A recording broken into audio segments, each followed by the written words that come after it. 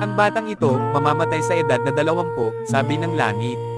Sumpa daw, pero legit ba?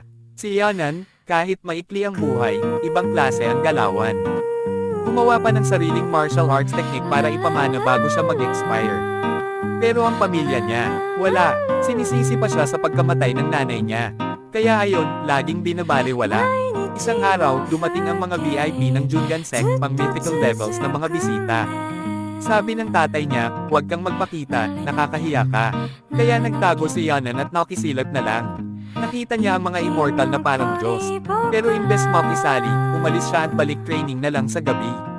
Habang nagtitraining, may naramdaman siyang kakaiba na buksan ang bow acupoint niya. May 5 taon na lang siya. Parang countdown na nakakakaba. Biglang umatake ang Tyrant Sword Tribe sa clan nila. Sabi ni Yanan, hindi laban. Kahit all out siya, napabilib ang boss ng tribe. Imbes patayin siya,